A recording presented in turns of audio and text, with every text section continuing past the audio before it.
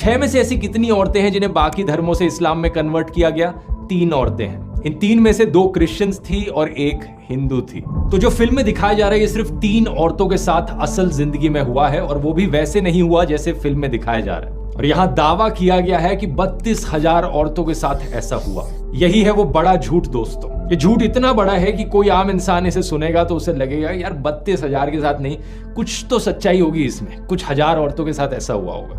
कुछ हजार नहीं तो चलो कुछ 100 औरतों के साथ ऐसा हुआ होगा। नहीं, सिर्फ 3 के साथ। अब आप में से कुछ लोग कहेंगे यार 32,000 हो या 3 हो क्या फर्क पड़ता है, कहानी तो वही है ना। इसमें प्रॉब्लम क्या है? कई प्रॉब्लम्स हैं। पहला तो ये कि अगर 32,000 की जगह 3 का नंबर इस्तेमाल किया जाता है तो फिल्म का पूरा कॉन्सेप्ट ही फेल हो जाता है। ये कहना कि यहाँ पर एक खुफिया लव जिहाद की कंस्पिरेसी चल रही है, लड़कियों को फोर्सिबली कन्वर्ट करने की और उन्हें आईसिस भेजने की, और इस कंस्पिरेसी का नतीजा सिर्फ 3 औरतें निकली, तो इसका मतलब ये इंडिविजुअल केसेस हैं, यहाँ पर कोई कंस्पिरेसी नहीं हो रही है। दूसरा, इस लेवल तक जनरलाइज करना चीजों को और एग्जैजरेट करना एक बहुत ही बेवकूफी वाली चीज है। यही चीज अगर किसी और इंसिडेंट के साथ करी जाए तो आप कहोगे कि क्या बकवास है ये। एग्जाम्पल से समझाता हूं। पिछले कुछ महीनों में हमें ऐसे 3 केसेस देखने को मिले हैं जहां पर किसी इंडियन सिटीजन ने चलती हुई फ्लाइट के अंदर किसी और पैसेंजर के ऊपर पेशाब कर दिया। अब इमेजिन करो कोई अमेरिका या जापान जैसा देश एक फिल्म बनाए यहाँ पर इंडिया स्टोरी नाम से, और उस फिल्म में दिखाया जाए कि कैसे ये इंडियंस तो हमेशा पेशाब ही करते रहते हैं औरों के ऊपर फ्लाइट्स में।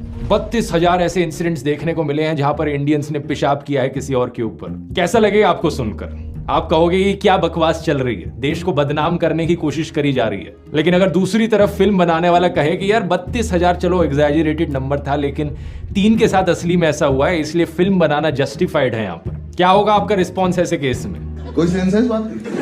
इसी तरीके से दोस्तों 3 लोगों के इंडिविजुअल केसेस को लेकर पूरी केरला स्टेट को बदनाम किया जा रहा है। ये लव जिहाद की कंस्पिरेसी थ्योरी एक बड़ा झूठ है जो बार बार आपको सुनाया जाता है अलग अलग एंगल्स से। पॉलिटिशियंस अपने भाषणों में ये कहते हैं, व्हाट्सएप यूनिवर्सिटी की तरफ से आपको व्हाट्सएप फॉरवर्ड्स मिलते हैं लव जिहाद की बात करते हुए, गोदी मीडिया खबरों में लव जिहाद की बात करता है। इतनी बारी रिपीट किया जाता है इस बड़े झूठ को कि लोगों को लगता है कुछ तो सच्चाई होगी इसमें। वही बात जो मैंने शुरू में कही थी, ये लव जिहाद का पूरा कॉन्सेप्ट ना सिर्फ मुसलमानों को बदनाम करने की कोशिश है बल्कि औरतों के भी खिलाफ जाता है ये कॉन्सेप्ट। खुद ही सोचकर देखो, जो लोग इस चीज में विश्वास करते हैं कि एक औरत को भड़काया जा सकता है एक आदमी के द्वारा, कैसे लोग हैं वो? औरत कोई भेड़ बकरी है क्या?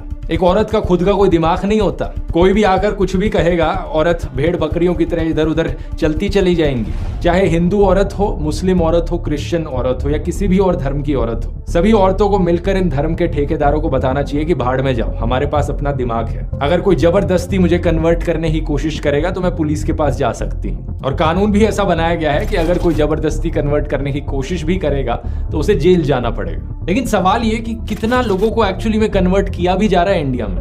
कभी कभार ऐसा होता है कि कोई क्रिश्चियन मिशनरी हुआ या ये घर वापसी वाले हो या कोई मुस्लिम क्लेरिक थोड़े ओवर एक्टिव हो जाते हैं अपने प्रवचन में और बैलेंस थोड़ा इधर से उधर हो जाता है। जैसे कि ये 2016 का न्यूज़ आर्टिकल देखिए जहां पर विश्व हिंदू परिषद के लीडर ने कहा कि इनकी ऑर्गेनाइजेशन ने 7.5 लाख लोगों को हिंदुइज्म में वापस रिकन्वर्ट किया 10 सालों के अंदर अंदर। लेकिन ये अलग अलग धर्मों के ठेकेदार अगर इंटरफेयर ना करें, लोग अपनी मर्जी से कन्वर्ट करना चाहे तो एक बड़ा बैलेंस देखने को मिलता है। अप्रैल 2021 की रिपोर्ट देखिए, 506 लोगों ने रजिस्टर किया कि वो अपना धर्म बदलना चाहते हैं केरला सरकार के सामने। इनमें से 47% लोग ऐसे थे जो क्रिश्चियनिटी या इस्लाम से हिंदुइज्म में कन्वर्ट किए। तो ऐसा नहीं है कि एक तरफ ज्यादा कन्वर्जन्स देखने को मिल रही हूं। 2021 के प्यू रिसर्च सेंटर के सर्वे ने भी यही चीज बताई थी। 30,000 से ज्यादा लोगों पर सर्वे किया गया, पता लगा कि सिर्फ 0.7% लोगों ने हिंदुइज्म को छोड़ा था, दूसरा धर्म अपनाया था, और 0.8% लोगों ने बाकी धर्मों को छोड़कर हिंदुइज्म अपनाया था। यहाँ पर समझने वाली बात यह है कि सिर्फ कुछ पॉलिटिकल पावर के लिए यहाँ पर एक बहुत गंदा खेल खेला जा रहा है। ऐसे बड़े बड़े झूठ बोले जा रहे हैं, कंस्पिरेसी थ्योरीज रची जा रही हैं ताकि हिंदूज और मुस्लिम्स और क्रिश्चियंस को एक दूसरे से लड़ाया जा सके। कुछ